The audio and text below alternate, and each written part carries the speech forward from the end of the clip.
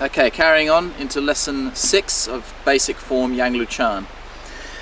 I'm not going to go over all the same details as what I've gone in the first part of the lessons, such as if we're doing a bow stance, I'm not going to explain to you again what the weighting should be, where the hips should be, and all that sort of stuff. They're all generic stances throughout the whole form. If there's an exception to the rule somewhere in the form, then of course I'll point that out. But if I don't say anything about it, then always assume bow stance, 70% forward, hips on the front, and so on. Usually throughout the whole form, if you're front weighted, it's 70%, so you've still got a good amount of weight in the rear leg. However, if you're rear weighted, such as roll back that we just did before, that should be all the weight back in the rear leg. When you're about to start into a new section of the form, assuming that you haven't actually practiced all the way through your form, if I just think, okay, I'm just going to practice this section now, make sure you start with the correct stance. So just place your feet, easy way to find it is put your feet together, turn them out 90 degrees to each other, and then swivel on the on the toes. That should give you around about the correct width to start with. So you start like that, turn your foot out 45 degrees, sink down into that leg so that the knee is just over the toe. Take your step forward, place the heel as long as you can go, and then roll forward, sinking the hips to the front, keeping the pelvis under here, tucked under. Yeah, so just make sure you always start, don't just sort of place there, okay, because now I'm not in the right stance. So just always be sure, because you'll get the right feeling for the form with the correct stance. Okay, so the last lesson we went through roll back, chi, and lower chi. We're now going to go into finishing off grasping swallow's tail. All the way up, and the last posture of Aang.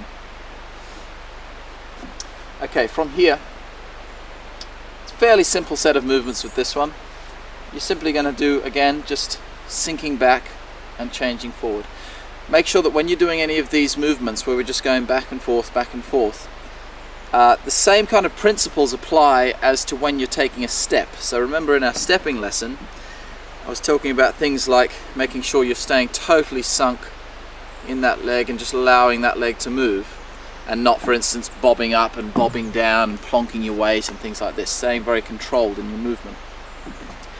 When we're doing a weight change, such as these postures, and this goes for any time you're just transferring your weights back and forward, try to make sure that you're always giving and receiving from each leg. So when I'm pushing off this leg, I'm almost pulling off my rear leg. So I'm actually pulling myself onto the rear leg, not just doing that. Now I just feel like I'm just chucking myself into the rear leg.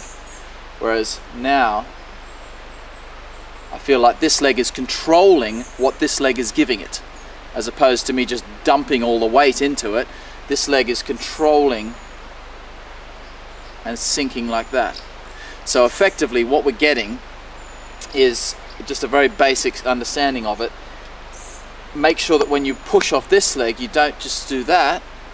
You see, if I just push off this leg without receiving, see, I'm going to go up, and then I receive and I'm going to go down again. So you must make sure that when you push off this leg, you start straight away receiving off the rear leg. Same when you go forward, start pushing off this leg, start receiving off the front leg. And that way your head height will more or less stay around the same height. So you're not doing this kind of thing and bobbing up and down the whole time. We're trying to remain nice and sunk throughout the whole form, building up some nice heat and strength in the leg area. Okay, so from here, again, all the hands are going to do is this. Just the hands by themselves. I'm simply going to do this. Turn them over and brush the palms like that. So the left palm just brushes over the top of the right palm like that. You're keeping your weight forward at this point.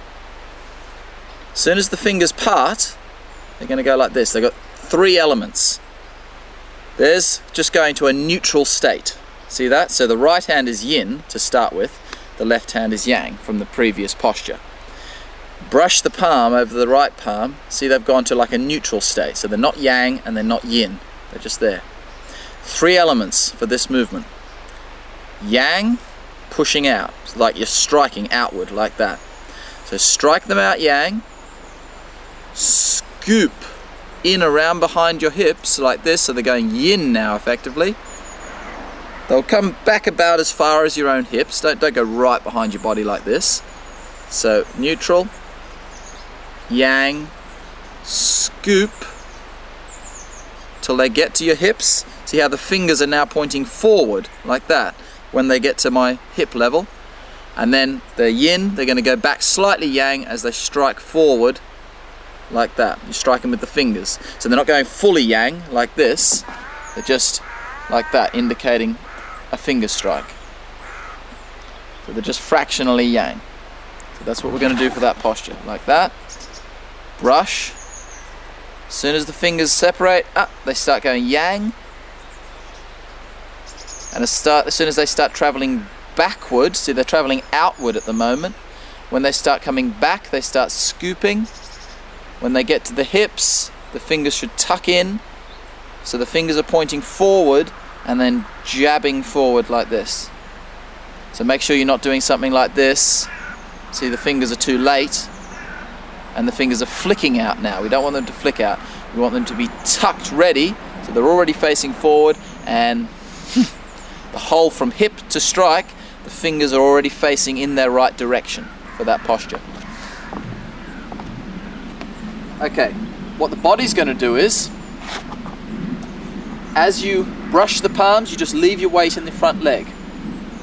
So we get this happening. So this is like, again, that empty breath. So we've breathed out all the way there. That would just be your nothing breath, the pause between the in and out breath. So just there, leave your weight in the front leg. As soon as you start this part, the strike with both yang palms, you start sitting back into your rear leg. But this is where it's important. You mustn't sit all the way back. Brush still forward. Now, watch. You must only sit halfway back to this point. When your fingers are tucked at hip level, ready to do their forward strike, I'm halfway back into the left leg. So now when I strike, watch. My body weight is actually moving backwards as I'm striking forwards. It's very important. It's quite easy to get, but it's just something you've got to be really cautious of and think about. Because most people just tend to go, oh yeah, and see my weight was already back, all the way back now, and now the hands are just moving by themselves. Or people will make the opposite mistake by where they'll do this. Now I haven't moved at all for the first part, and now I've just got one big movement for the second part. So you've just got to time it. It's teaching you about timing and coordination, timing your arms to your body and your center. So stay forward as you brush. Hands have gone neutral. Now as the hands go yang, you start sitting back, but sit back very slowly. Scoop them in, and now I'm halfway back. So I've still got a lot of weight in my front leg when the palms are scooped. Now I sit all the way back as I breathe out and strike with the fingers. Notice how the structure of the arms is nicely rounded still, just like everything. The hips are flat to the front this time. So the other postures we've done when we sit back, we're on the corner like this.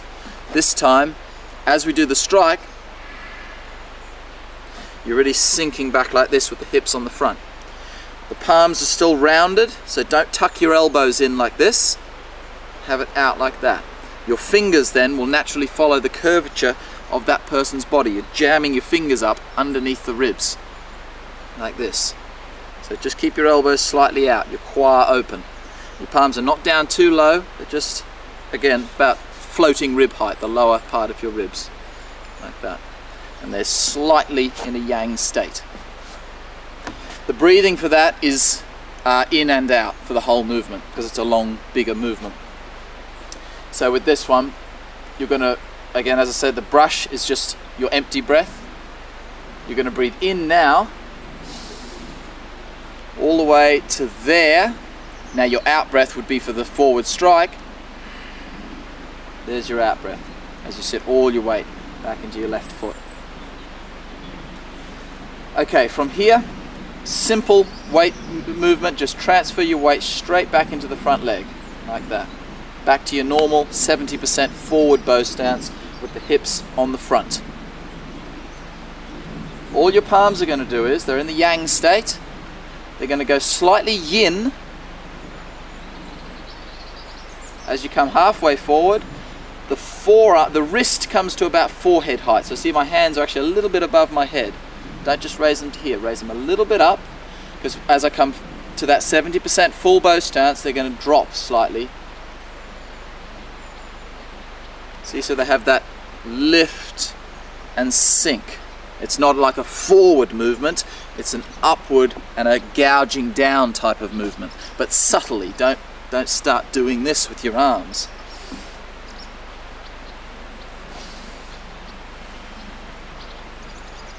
So, see that? Again, I've got two movements with one weight change, kind of similar to the last movement we did, but at least they're all in the same direction this time, so it is a bit easier. So from here, all your arms are going to do, literally raise like that. My wrists have gone just slightly yin, not yin like this, but just from yang like that. They started out about that yang, they're just going to go slightly yin, indicating an elbow strike with both of your elbows, like that, coming forward. The forearms still have a forward angle to them though. Don't do this and tuck your palms back. They've still got a forward intent to the forearms. So your forearms are going to go from here, slightly yin as you come up, and slightly yang as you sink down. So you're in a normal forward weighted double yang palm. Okay, from here, brush, breathe in, tuck the fingers in, sink all your weight back as you're striking, breathing out. Elbows come up. Make sure here, see my arms are raising up, but I'm not raising my body up. My body's just sinking forward like this. It's that giving and receiving again. Don't push up and lift your body weight.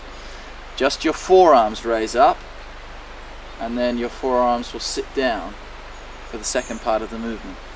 Same as before, make sure you're not fully forward on the first part, and then you've got nowhere to go for the second part. You've got to make sure from here you time it so you get halfway forward there, and then 70% into that into the right leg as you sink down. That's the breathing for that. Again, you're lifting up and then sinking down. So you're going to breathe in and breathe out for the end of the posture. So just one more time, the whole flow of that.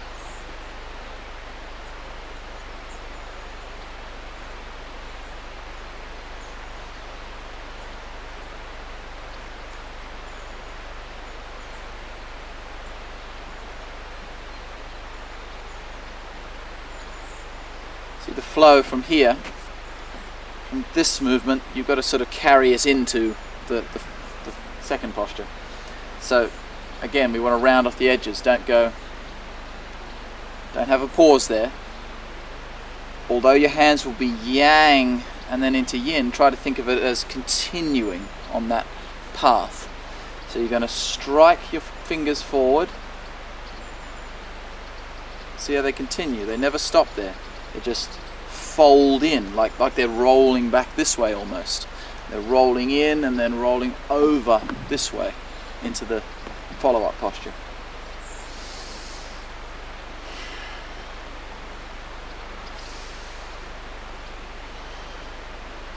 When your forearms come up, as I said here, the elbows are out, so they're nicely rounded. As you start coming forward, watch. See how they've slightly tucked in a little bit, so they're not out like this anymore. When they're down here, they're out and rounded. You're tucking it in, indicating those double elbow strikes coming through here in the application. When you come forward, you relax back out to a natural. See, again, I wouldn't hold the arms like this. Just naturally, if you have your arms like this with your palms facing you, the elbow is going to hang in a more vertical position than if you have your palm facing away from you. So that's just a natural progression. As you squeeze in, the elbows will come in, and as you come down, the elbows will naturally come out a little bit. Your finished posture, the fingertips would be about as high as your eyes, like that. Everything's totally centered, facing the front. Okay, I think that should do you for lesson 6. That's the end of grasping swallow's tail. So that's the end of the first section of the form. Not the first third, it's not a closed section, but it's the first healing section of the form. It's the cleansing section. That whole section up until Aang works upon your colon. So it's basically getting all the gunk out of your body, getting all the poisons and and just cleansing your body effectively. So if you can actually do that section of the form as a qigong if you wish, just start from the start, do the whole form as you've learnt it, all the way through, all the movements, and up until there, then you just relax back to a starting position and then start again. And you can just go around in circles with that. Do it as a qigong. If you're doing something as a qigong like that, by where you're if you do the whole form, you don't have to do the whole form on the other side. So you wouldn't have to start and then do the entire form in reverse. It's nice to do that if you wish to have that little bit of left and right coordination, but once you've learnt the whole form, there are movements that will balance out the other postures. So you might not do exactly pung on the reverse side, but you'll do a movement that's very, very similar to it, and so therefore it balances the left and right sides of your body. However, if you're taking a section of the form, such as grasping swallow's tail that we've just learnt, because you're only doing that one section, it is advisable to do that whole thing in reverse. So if you did it, you do the whole thing through once, and then just literally, if you can, try to work it out yourself. It's exactly the same. Try to work that out in the exact opposite of what you've already learnt.